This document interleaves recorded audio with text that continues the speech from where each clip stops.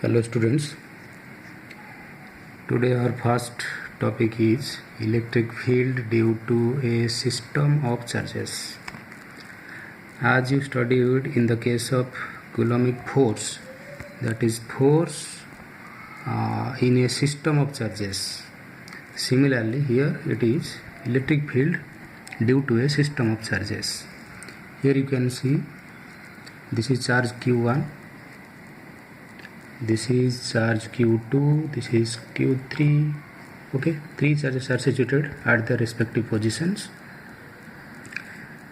They all will be producing some electric field at this point P.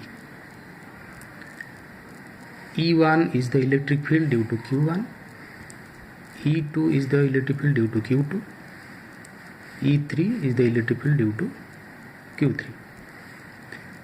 As you know, E1, E2 and E3, all these are vectors. So the resultant of these E1, E2, E3 is the net electric field at this point P. That's all. Next, you can see also here, total electric field E is equal to E1 plus E2 plus E3. Note here, all are vectors. Okay.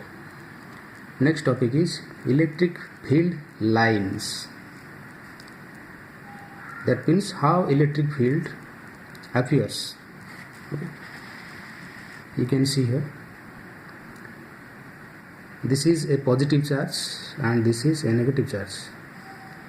These are the lines of forces away from the positive charge, and these are the lines of forces towards the negative charge. That means electric field is always away from positive charge and towards the negative charge.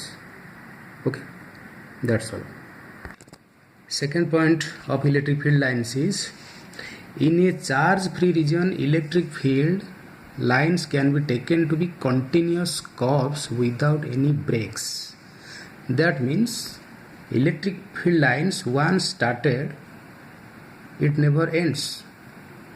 Okay, whether it is from positive charge going away or it is coming from infinity to a negative charge, provided in that surrounding no other charge exists. Okay. Then number 3, two field lines can never cross each other. If they did, the field at the point of intersection will not have a unique direction, which is impossible. Actually, come to the note what this point is all about. We will understand here. Suppose this is a charge placed here,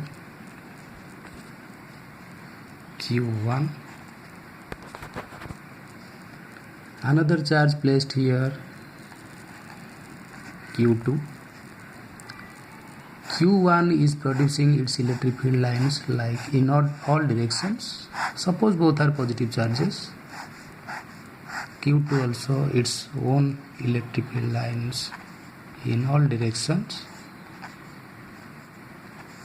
Consider this point where both the lines, one because of Q1, one because of Q2, are intersecting. Okay.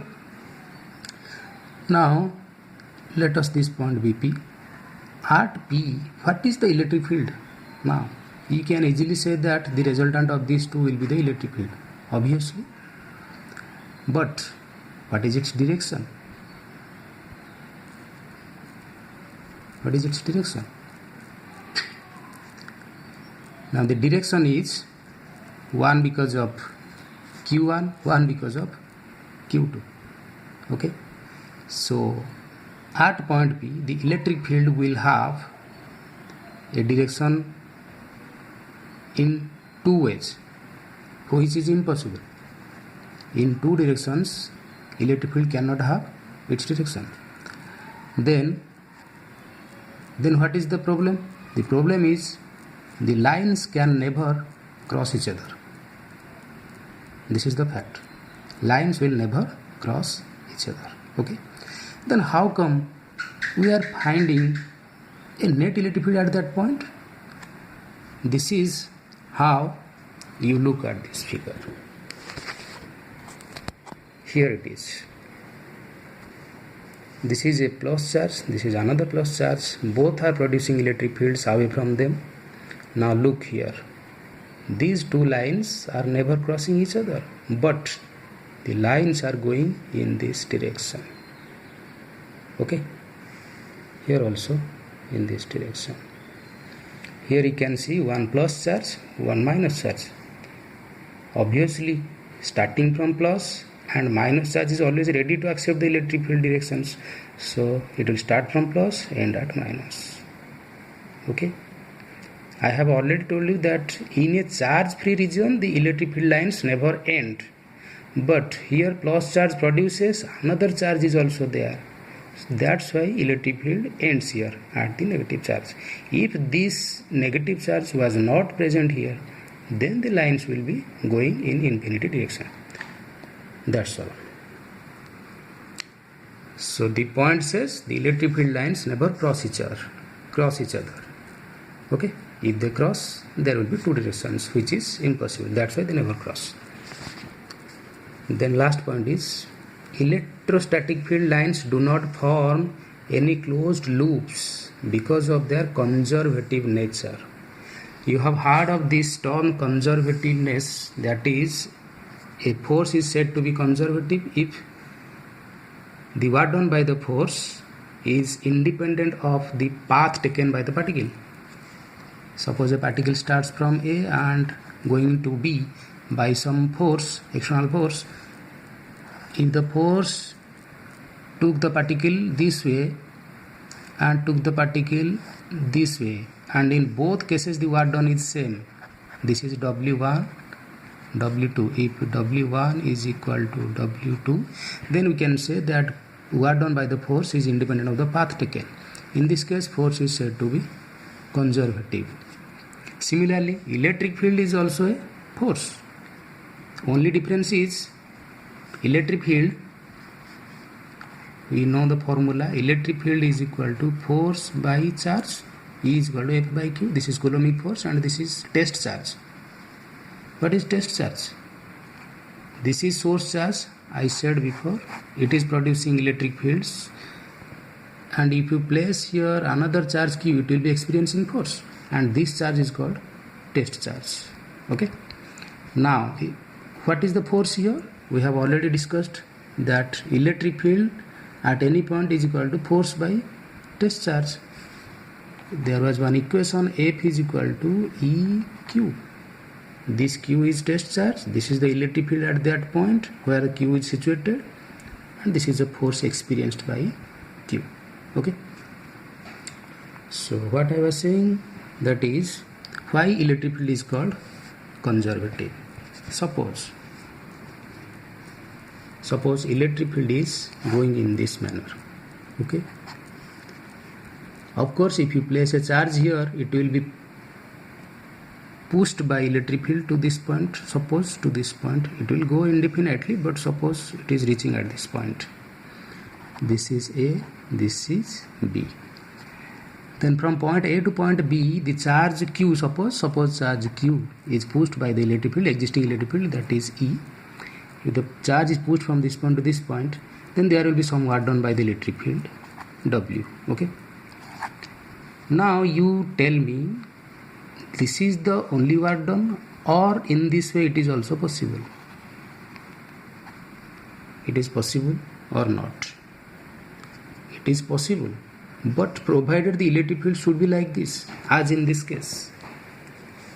You can look here, there are curved lines also. Electric field line is not always straight line, there are curved lines also. Similarly, here, if the electric field is like this, whether it is like this, in both these cases, work done will be same, because work done is dependent on potential that you will study in the next chapter, and work done depends upon the initial and final potentials.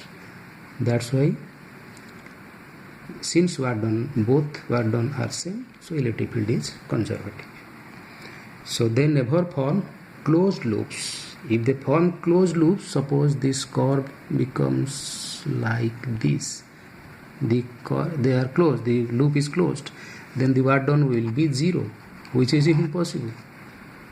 Okay, because once the charge is going in this line means it never comes back in the same path, because the electric field line is always away from positive charge.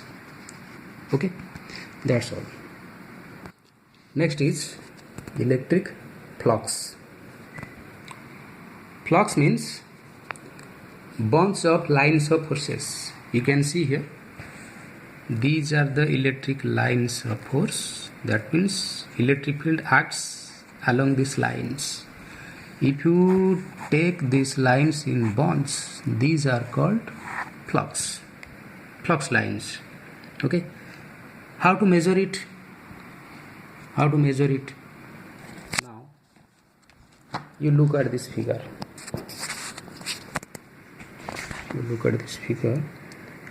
Here you can see electric field lines are parallel in this manner. This S is nothing but an area. You can see this area like this. This is, suppose my palm is the area and it is placed like this. You can see here. Okay, and electric field lines are in this direction. That means the lines are intersecting my palm.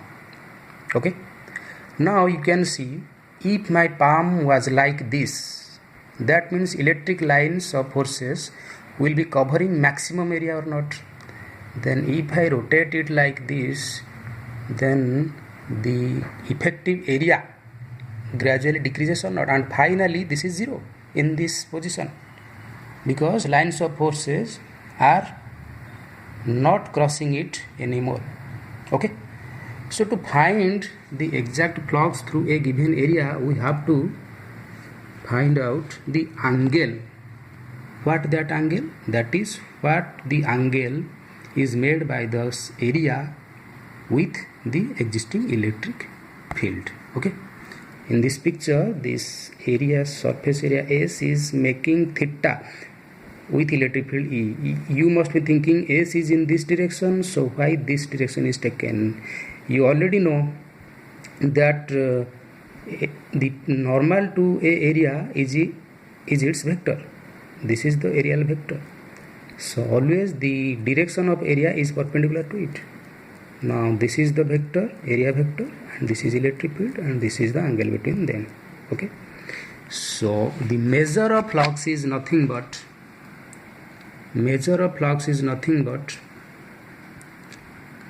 let flux be phi.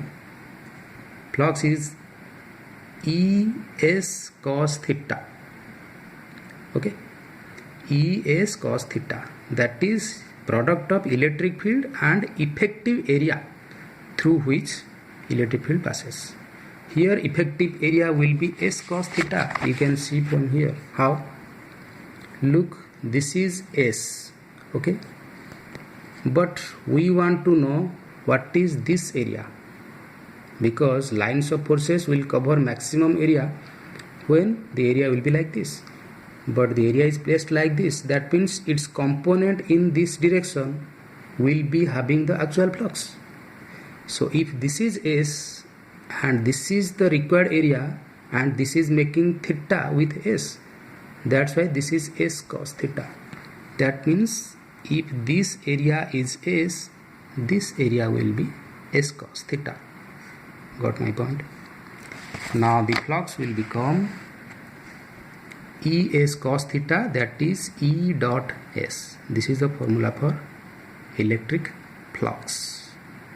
That's all. So much for today. We shall discuss in the next class electric dipole. Thank you.